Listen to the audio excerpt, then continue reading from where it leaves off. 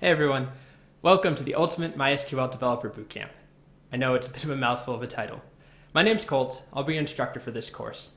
So in my experience, the first couple minutes of any course, sometimes the first day of a college lecture, is all devoted to introducing the instructor, talking about the syllabus, and talking about TAs and exercises and turning in assignments, and you don't actually get to cover much of the content that you care about.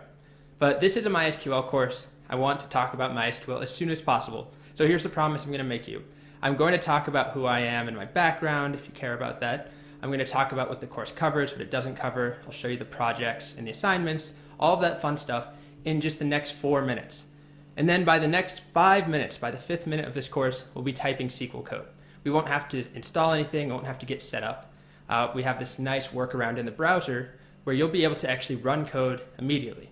Okay, so that's my promise to you.